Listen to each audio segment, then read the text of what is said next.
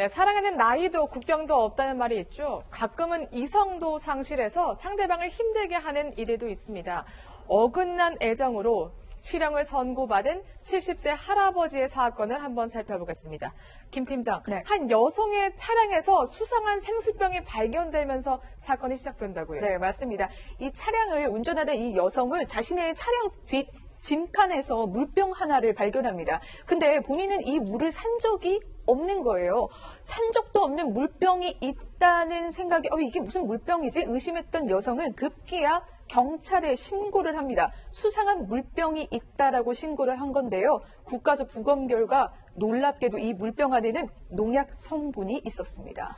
그러니까 그야말로 농약 생수였던 겁니다. 그러면 차량에 그런 무시무시한 생수를 갖다 놓은 사람이 누구였습니까? 일단 지금 목격자도 없는 상황이었으니까 네. 경찰에서는 과연 이런 행동을 할 만한 사람이 있는지 그 동기 파악을 당연히 해야 되는 과정이었고요. 네. 그 과정에서 3개월간의 수사 끝에 70대 남성을 검거하고 살인미수 혐의로 이제 재판에 넘기게 됩니다. 네. 근데 알아보니까 이 두 사람은 알고 지낸 지 10년이 지난 상황이었고 이 남성이 여성을 심하게 짝사랑해서 구애를 계속 해왔던 그래요? 그런 남성이었다고 합니다. 근데 이제 어떻게 저 물병에 농약을 주입을 했을까? 네. 그러니까 주사기를 이용해서 물병 2개에다가 조금 전에 말씀하셨던 것처럼 치사량이 넘는 수준의 농약을 주입해서 저 여성의 차에다 넣어놨던 겁니다.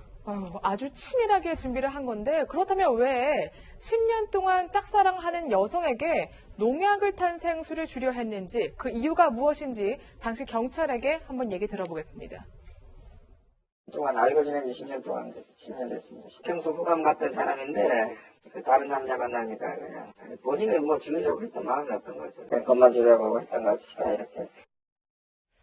그러니까 사귀는 사이는 아니지만 짝사랑하고 있는데 그 여성이 다른 남자를 만나니까 화가 났던 거군요. 네, 이 화 중에 가장 무서운 화가 배신당한 분노거든요. 네. 이 사건도 그런 거였어요. 이게 여성하고 남성하고 4, 5년 전부터 알게 된 거는 10년 전인데 한 4, 5년 전부터 이게 처음 알게 됐다고 판결문에는 그렇게 나와 있어요. 그러면서 네. 이제 자주 만나기 시작한 게 그때부터인 것 같습니다. 그러면서 자주 만나고 여성은 식당을 하고 남성은 농작물을 거기 식당에 가져다 주기도 하면서 친하게 지냈는데 이 피해자 여성이 작년 5월부터 제3자와의 관계를 숨기면서 자신을 조롱한다 이렇게 느낀 거예요. 그러니까 당사자 입장에서는 피고인 입장에서는 그래서 내가 배신당했구나 이러면서 분노를 참을 수 없어서 이 같은 범행을 저질렀다고 합니다. 네.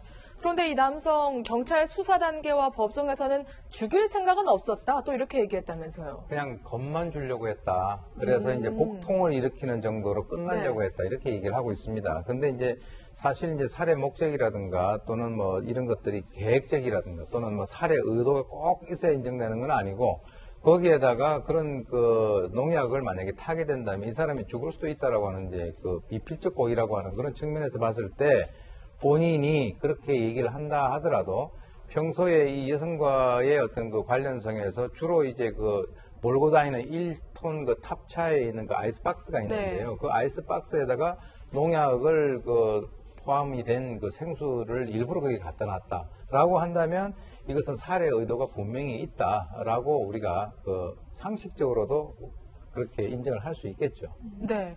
근데 사실 이 사람이 다치거나 뭐 죽으면 자신이 짝사랑하는 여성을 못 만나게 되는 셈이잖아요. 그런데도 이렇게 무모한 행동을 하는 게 저는 이해가 가지 않거든요. 아마 이제 이 사람의 개인적인 어떤 특성 같아요. 그러니까 이제 뭐 우리가 보통 남성들 같은 경우 데이트 폭력, 데이트 살인 같은 경우는 내가 소유하지 못하면 파괴한다라고 하는 그런 심리가 있습니다. 네.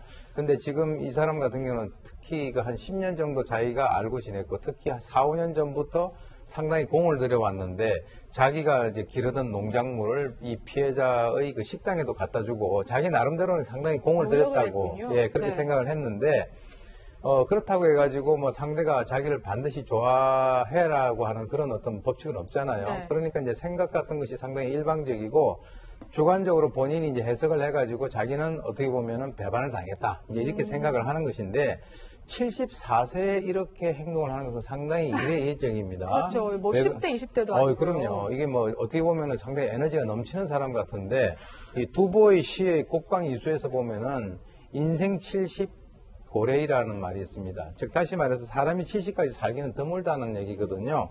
그러니까 나이는 들어도 질투심은 전혀 변함없이 그 가슴 속에 간직을 하고 있는 그런 상황이 아닌가 이렇게 봅니다. 네, 저희가 뭐 지난 4월 수사 당시 경찰의 이야기까지 들어봤는데 이 생수병뿐만이 아니라 네. 뭐 동네에 정말 할 수 있는 모든 수단을 동원해서 많이 괴롭혔더라고요. 네, 지금 아까 오윤성 교수님이 말씀하신 것처럼 70대 고령의 어르신이 이런 행동까지 할까 정말 신기한데요. 사실 이 홍 씨의 괴롭힘은요, 수년 전부터 이어져 왔습니다. 이 여성의 동네 전통시장에요, 비방글을 붙여놓았대요. 이 여성이 여러 남자들과 막 만나고 다닌다, 이런 식의 저속한 표현을 담긴 낙서글을 붙여놓기도 하고요. 길거리 지나다 보면 기둥 있잖아요. 전봇대 같은 기둥에도 이런 낙서를 해두었다고 해요. 저 여자가 뭐 누구누구 만나고 다닌다. 네. 그리고 급기야 이제 이 여성의 사위인 척, 피해 여성의 사위인 척하고 만나는 상대방 남성에게 협박용 쪽지를 보내기도 했다고 합니다. 아,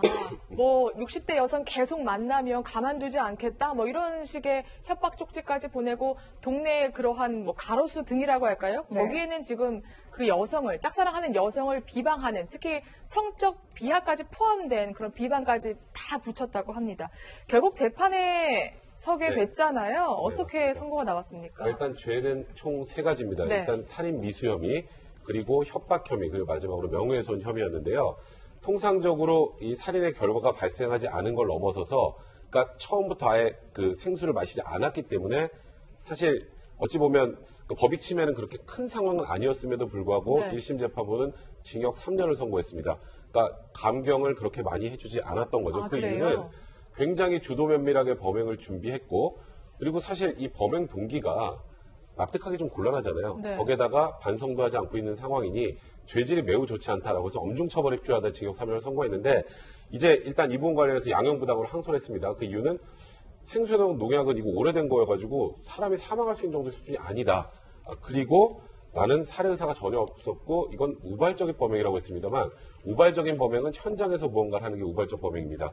미리 준비한 농약을 가지고 농약을 주사기로 생수병에 투입해서 여성 차 안에 넣었다는 건 이건 우발적 범행에 정반대되는 상황이기 네. 때문에 이 역시 사실 오히려 이런 주장 자체가 반성을 하지 않는다는 취지로 보이기 때문에 항소심에서는 이 피고인의 항소를 기각하고 징역 3년을 유지했습니다. 네, 알겠습니다.